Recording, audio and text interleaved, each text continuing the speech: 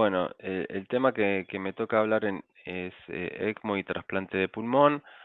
No tengo conflictos de interés. Y para hablar de trasplante cardíaco, disculpen, tenemos que hablar un poco de insuficiencia cardíaca. La insuficiencia cardíaca se ha convertido en una entidad predominante en el mundo, dado que el aumento de etario y de la pirámide etaria en el mundo más o menos se ha convertido en una endemia que afecta 26 millones de personas a nivel mundial. Más o menos el 1 al 2% de la población va a padecer de insuficiencia cardíaca, de las cuales el 0,1% va a presentar insuficiencia cardíaca avanzada en estadio D y el 0,001% va a requerir de un trasplante cardíaco.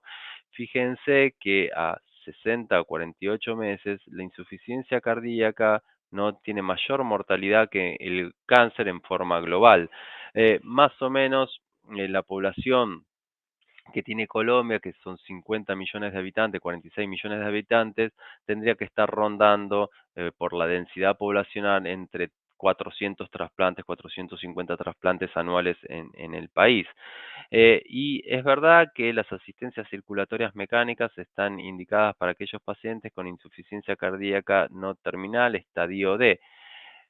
Bueno, ¿cómo podríamos uno considerar lo que es el ECMO en el contexto del trasplante? Bueno, quizás hay dos etapas en las cuales uno podría considerar el ECMO, en el pretrasplante o en el posttrasplante. En la fase del pretrasplante sabemos, ¿no?, que el espectro clínico de la falla cardíaca y el shock cardiogénico no es lo mismo, ¿no? Un evento agudo en un paciente con un corazón normal, por ejemplo, que presenta un infarto agudo de miocardio y tiene un shock cardiogénico, que otro grupo diferente, muy heterogéneo, que es un paciente con, por ejemplo, una insuficiencia cardíaca no avanzada, crónica, en la cual presenta un episodio agudo descompensante y que presenta un shock cardiogénico. Independientemente, ¿no?, de la definición que uno encuentre en la literatura, lo que genera esta disfunción ventricular, tanto sistólica como diastólica, es mayor isquemia, es un círculo vicioso en el cual genera disfunción cardíaca progresiva que lleva a la muerte, pero no solo por fallo anterior grado, no el sistólico, del volumen sistólico, sino por la cascada inflamatoria, ¿no?, que se genera, ¿no?, y la liberación de citoquinas e interleuquinas que en forma terminal llevan al paciente a la muerte. Y en este continuo se pasan por distintas etapas, ya sea el pre-shock, el shock leve, profundo, y tenemos distintos armamentos terapéuticos. ¿Cuál es el objetivo del soporte circulatorio en mecánica? Bueno, proveer oxígeno y soporte circulatorio a los tejidos, permitir el reposo miocárdico. En aquellos casos que se pueda recuperar la función ventricular, pero en aquellos que no, generar oportunidad para otro tipo de terapias. No nos tenemos nuevamente que olvidar que el ECMO es un puente, ya sea un puente a la decisión, al trasplante, a la recuperación o a otras terapias. Como puente al trasplante, bueno, ya hace varios años un estudio clásico publicado en New England Journal of Medicine, ¿no?, que el rematch mostró, ¿no?, la superioridad de aquellos pacientes con insuficiencia cardíaca asistido con dispositivos de asistencia mecánica de largo plazo frente, ¿no?, al tratamiento médico en términos de optimizado, ¿no?, en términos de sobrevida. Este rematch es un estudio clásico, ¿no?, que hoy por hoy los dispositivos han mejorado mucho, dado que esto era con dispositivos de flujo pulsátil, hoy en día son de flujo continuo, y lo que ha aportado en los últimos años el Intermax son las escalas de Intermax en las cuales uno progresa en las escalas de Intermax, el paciente presenta peor pronóstico. Por ejemplo, aquellos pacientes que presentan, por ejemplo, Intermax 3 son aquellos pacientes que están con dependencia inotrópica. Los que están con Intermax 2 son los que llaman sliding o que se están deslizando, son aquellos pacientes que uno los tiene con dependencia inotrópica, pero aumenta no los inotrópicos para mantenerlos estables, y lo que el Intermac 1 es el crash and burn, ese paciente con shock cardiogénico profundo. Es verdad que ese paciente que tiene shock cardiogénico profundo presenta obviamente peor pronóstico que un paciente que esté en Intermac 3, 4 o 5. Pero algo interesante que aportó la escala de Intermac es un poco en dividir las aguas en qué pacientes son pasibles de asistencias ventriculares de largo plazo de aquellos que son pasibles de asistencias de corto plazo. Es decir, que aquellos, ¿por qué? Porque poner pacientes en Intermac 1, asistencias de largo plazo, los resultados son peores porque aumenta la mortalidad. Entonces, pacientes, esto es importante entenderlo, pacientes para asistencias ventriculares de largo plazo serían Intermac 3, 4, 5 en adelante, y pacientes para asistencias de corto plazo son aquellos pacientes en Intermac 1 y 2. Eso permitió no solo dirimir, ¿no? En qué pacientes, en qué grupos de pacientes uno debería indicar qué tipo de asistencia, sino también marcar el timing, porque si uno lo pasa, lo pone muy precozmente, quema etapas, o si uno lo pone muy tardíamente como manotazo ahogado, probablemente el resultado sea malo, ¿no? Porque la ventana de tiempo a determinar tiene que ser muy sutil para dar un soporte adecuado y así evitar las complicaciones del paciente, porque quizás uno lo asiste tardíamente, pero el paciente va a morir indefectiblemente por lo que les voy a explicar a continuación. Ahora, podría caber la pregunta de si todos los pacientes Intermax 1 son iguales, y la verdad que no. Hace poco se ha publicado una nueva clasificación que es el SKY, en la cual subdivide los pacientes en Intermac 2 y 1 en A, B, C, D y E, en la cual del C en adelante son aquellos pacientes que serían pasibles de una asistencia circulatoria de corto plazo, como por ejemplo el ECMO, dado que estos pacientes presentan mayor mortalidad, no que los pacientes que están en estadios A y B. Y algo muy importante que tiene afección en esto, fíjense que es aquel paciente que progresa a igual estadio, si el paciente presenta parada cardíaca o no, y además si el paciente, la etiología no es lo mismo, un paciente que tiene una insuficiencia cardíaca aguda, un shock cardiogénico, por ejemplo, en relación a un infarto agudo de miocardio, que un paciente que tiene insuficiencia cardíaca crónica. Esto es muy importante tenerlo en cuenta porque en la valoración clínica, en la escala de riesgos que uno tome, los objetivos que uno persiga, en la disponibilidad de qué dispositivo tenga en su centro, los costos que uno maneje, porque generalmente uno lee bibliografía del primer mundo, pero nosotros vivimos en países en vías de desarrollo y quizás no tenemos las mismas posibilidades o disponibilidad que tienen en otros contextos, y en el contexto en que uno se desarrolla, ya sea en recursos humanos, hospitalarios, etcétera, va, digamos, va a dirigir bastante, ¿no? Qué tipo de asistencia uno va a elegir. Entonces, conceptualmente, Intermac 1 o 2, paciente en shock cardiogénico refractario que está ya con dos iniotrópicos, uno tiene que escalar al soporte mecánico, no tiene sentido asociar un tercero inotrópico porque eso triplica la mortalidad. ¿Qué impacto tuvo en el trasplante? Que en los últimos años ha escalado, ¿no?, la cantidad de pacientes asistidos con asistencias de largo plazo como puente al trasplante. Y el ECMO muy poquito. ¿Pero por qué? Porque los resultados, según el registro en base a datos no muy actualizados, eran muy malos en términos de sobrevida. Eso disparó las asistencias de largo plazo y fue así que el HeartMate 2 y ahora el 3, ¿no? Y más con los resultados del Momentum 3 que muestran que en términos de sobrevida, ¿no?, y de complicaciones trombóticas, de sangrados, etcétera, no está mucho mejor el HeartMate 3 que con el HeartMate 2 o el HPAD que ya se retiró del mercado. Pero eh, como les comentaba, en términos de sangrado y disfunciones neurológicas ha mejorado mucho y ha equiparado, y es más, los resultados preliminares prácticamente están equiparando a los resultados post-trasplante.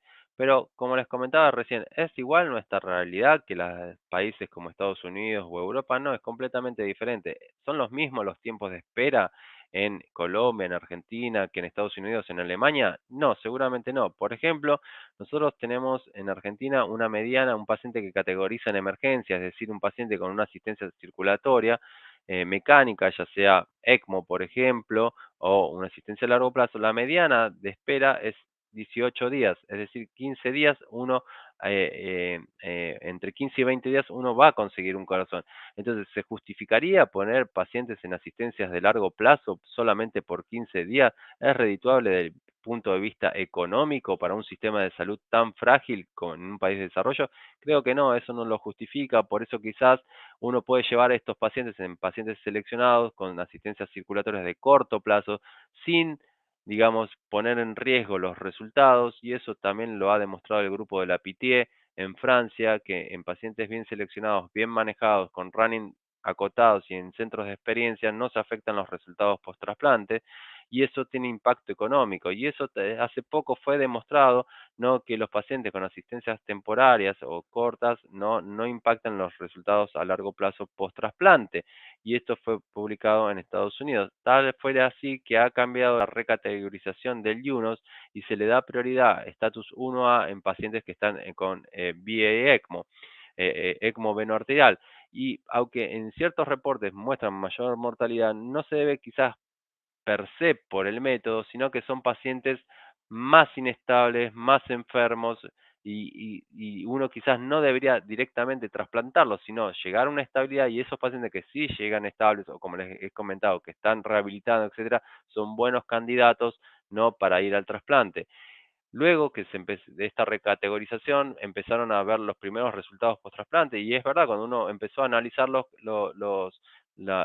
nuevo sistema de categorización, vieron que los resultados se empeoraban, cosa que a mucha gente puso nerviosa, pero luego de la revalorización a los 6 meses, las curvas, no, de entre el viejo sistema y el nuevo no tenían diferencia de resultados estadísticamente significativos, pero cuando hicieron un propensity score matching de las poblaciones, fíjense que esa diferencia se pierde y no llega a la significancia estadística.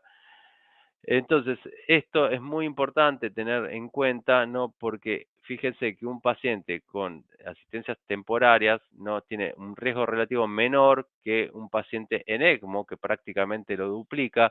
Pero bueno, le vuelvo a decir, depende mucho, ¿no?, de los tiempos de espera, de qué tipo de pacientes uno esté asistiendo, qué tipo de bridge esté haciendo para tener impacto o no. Y si no, uno puede hacer un puente al puente. Por ejemplo, si uno habla con un canadiense, nunca va a considerar tener un paciente como puente al trasplante cardíaco con un ECMO más de 4 días. Es simplemente lo que ellos llaman el honeymoon, la luna de miel. Ellos están 48, 72, 96 horas en ECMO y los transicionan, ¿no?, a asistencias de largo plazo, más allá de por una cuestión económica, que lo pueden, sino porque los tiempos y los plazos de espera quizás son mucho mayores que en otros sistemas de salud. Esta paciente fue transicionada a una asistencia central, pero siempre la llevamos con ECMO. ¿Sí? Estuvo 25 días esperando y consiguió su corazón. Como les decía, puede ser un puente al puente, un puente a un HeartMate 3 o un SynCardia, que es un reemplazo cardíaco total, no disponible en la gran mayoría de los países de Latinoamérica, sino en los países de primer mundo. Quizás fuera muy útil para nosotros porque nosotros vemos muchos pacientes con Chagas, con compromiso ventricular derecho, pero bueno, no se dispone obviamente por una cuestión económica. Y en la fase del post-trasplante, diríamos, podríamos tener dos grandes grupos. Una es la disfunción temprana del injerto y otro en los rechazos de los injertos. En la disfunción temprana del injerto puede ser primaria o secundaria. En la primaria, en la cual es la principal causa de mortalidad dentro de los 30 días post-trasplante, entre un 30 y un 40% de mortalidad, y es una entidad muy compleja en la cual depende de factores tanto del donante como del receptor y así como también del procedimiento de ablación. Y más allá de que uno puede traer el mejor corazón, la mejor preservación, si el paciente está tan grave y el ambiente es tan hostil en el cual uno pone ese corazón perfecto, también va a fracasar porque el ambiente es hostil. Es decir, que si un paciente llega mal al trasplante, con mucha vasoplejía, con factores de riesgo para vasoplejía, como llegan con milrinona, con heparina, con amiodarona, en ECMO, muchos días de running, eso no es bueno porque aumentan las chances de fallo primario del injerto. Bueno, es verdad que el fallo primario de injerto puede ser leve a moderado, disponemos de un arsenal terapéutico farmacológico amplio, sí, pero el manejo del ventrículo derecho no es tan fácil. Pero ¿qué pasa cuando se nos agota eso y estamos y enfrentando un fallo severo del injerto? Bueno, tenemos las asistencias de corto plazo o el ECMO. Más allá de las asistencias de corto plazo o el ECMO, la bibliografía en general está mostrando, ¿no?, que y está favoreciendo al ECMO por sobre las asistencias de corto plazo en términos de mejor, menos índice de, de- de- de sangrados, menor requerimiento también de sepsis, también como de disfunción eh, de, de- del riñón, ¿no? Injuria renal aguda, AQI o IRA, oligúrica o no. Este trabajo de Takeda no ha mostrado que en términos de sobrevida no post trasplante en fallo primario al injerto favorece al ECMO por sobre las asistencias temporarias, así como también trabajo para asistencia derecha no favorece al ECMO en términos de sobrevida frente a las asistencias eh, temporarias. ¿Por qué? Bueno, tiene algunas ventajas, se puede implantar en forma rápida y en la cama, tiene una configuración versátil ya que puede eh, proveer asistencia circulatoria como respiratoria, menores complicaciones tromboembólicas, menor incidencia de sangrados mayores como así de requerimiento de exploración torácica, menor incidencia de injuria renal aguda y de requerimiento de terapia de reemplazo renal y así como también menor incidencia de sepsis. Ahora, ¿cuál sería el timing y los lugares de canulación? Bueno, el momento, eso lo mostró hace tiempo Silvana Marasco del grupo de Peter McDonald en Australia, ¿no? Que la asistencia precoz, no frente a cuando compraba un grupo conservativo o agresivo precoz, nos favorece no solo en términos de sobrevida, sino en morbilidad, asistir precozmente a estos pacientes. Quizás ni diría en las terapias, sino el paciente que ya disfunciona en el injerto grave en el quirófano tiene que salir asistido desde quirófano porque eso ahorra ATP o ahorra injuria miocárdica y eso tiene gran impacto en la sobrevida. Es decir, que en la regresión de Cox ha mostrado un 75% de reducción en el riesgo de mortalidad en los pacientes en los que se asistió en forma precoz en comparación con el grupo conservador. Es decir, en el post-trasplante es de preferencia el ECMO precoz frente a las asistencias de corto plazo, ¿no? ¿Y cuáles son los parámetros a tener, los macro o los microcirculatorios? Y a esto me refería antes, ¿no? Que cada vez hay más evidencia con respecto al desacople que hay entre lo macro y lo microcirculatorio.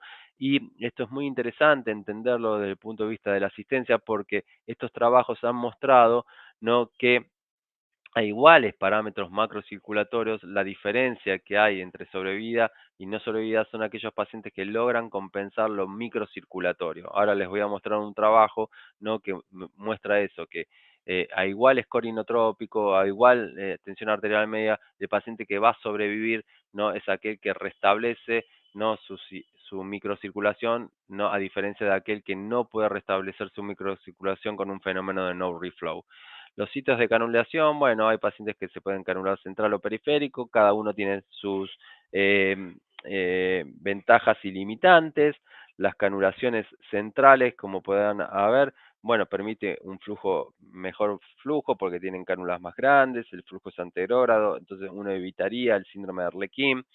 El síndrome de Arlequín, bueno, podríamos discutir bastante cuándo tratarlo, cómo tratarlo, qué estrategias, no está muy claro cuál es el nivel, ¿no?, de tolerancia y cuándo uno debería tratarlo.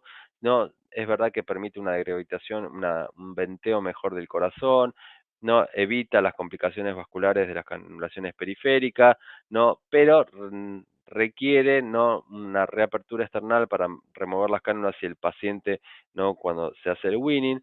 Aumenta el riesgo de infección y sepsis y sangrados, más si el tórax está abierto, luego de la primera semana aumenta mucho la incidencia de infecciones fúngicas, y también el riesgo de eventos en el sistema nervioso central. Fíjense, este paciente en plena convulsión post-trasplante, que bueno, no existe ese riesgo. Las canulaciones periféricas, bueno, permiten el cierre torácico del esternón sin tener que volver a quirófano, se pueden hacer no directamente bedside o directamente en quirófano. Obviamente, rápidamente se puede instaurar frente a una emergencia. Generalmente uno no lo debería hacer en la emergencia, debería hacerlo profiláctico, no esperar a que el paciente se derrumbe y llegar tardíamente. Menor riesgo de infecciones y de sepsis y de sangrado, no más dificultosa a veces para llegar a flujos altos, pero generalmente uno no requiere, y más en los adultos, no requiere tener flujos completamente altos, generalmente con 2 litros y medio es suficiente, simplemente como soporte parcial al corazón es suficiente para degravitarlo y permitir que se recupere.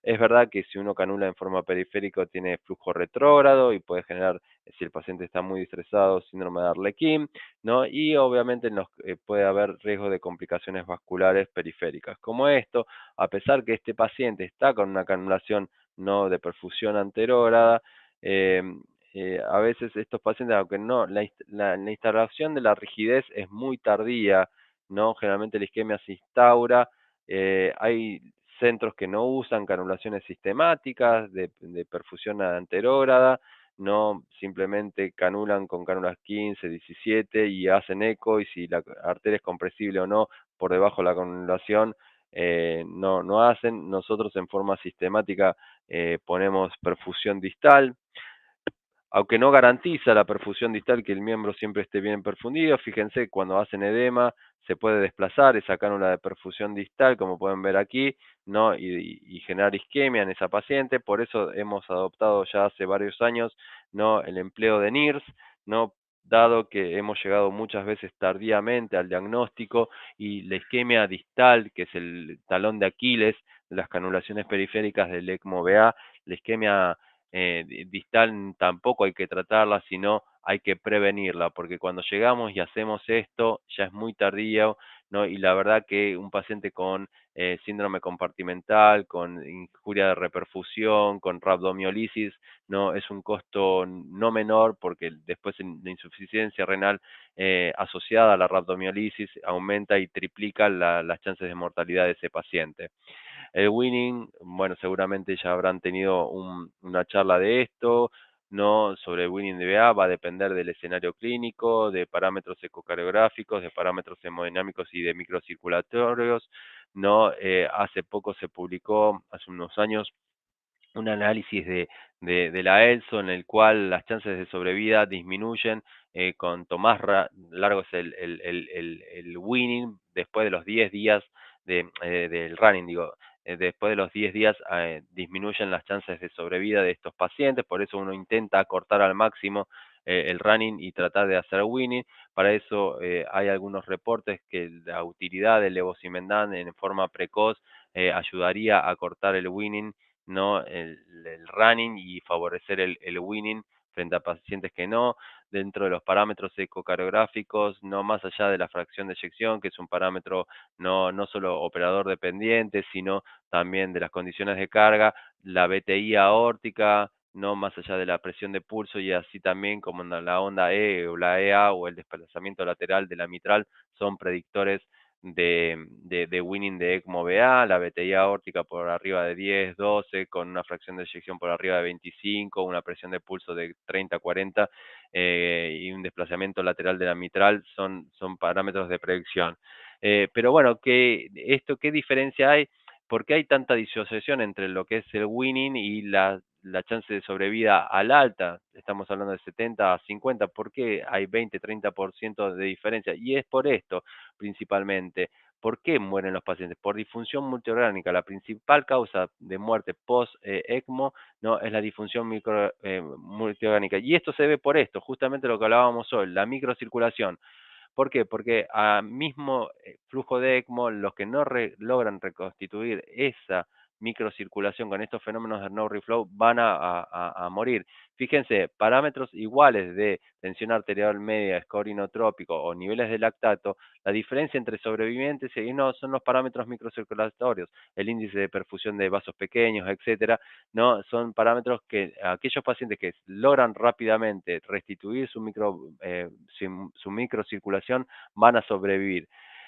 En relación a rechazo al injerto, generalmente aquellos pacientes que, principalmente no tanto los celulares, sino los humorales, que cursan con mucho shock cardiogénico, más allá del manejo de shock cardiogénico, como les he comentado hasta ahora, también el ECMO, más allá de instituir terapia de reemplazo renal, podemos hacer plasmaféresis como uno de los tratamientos para los rechazos humorales.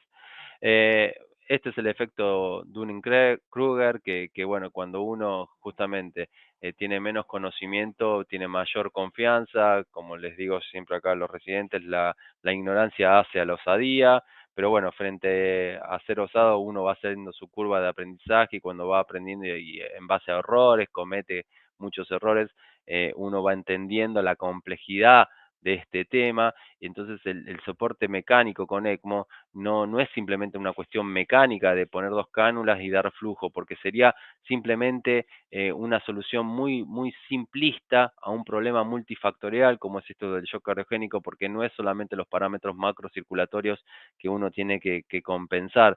Pero bueno, la verdad que vale la pena cuando todo este esfuerzo multidisciplinario e interdisciplinario nos ponemos todos en conjuntos a luchar por nuestros pacientes y dejamos gran parte de nuestras vidas. Muchas gracias a todos por su atención.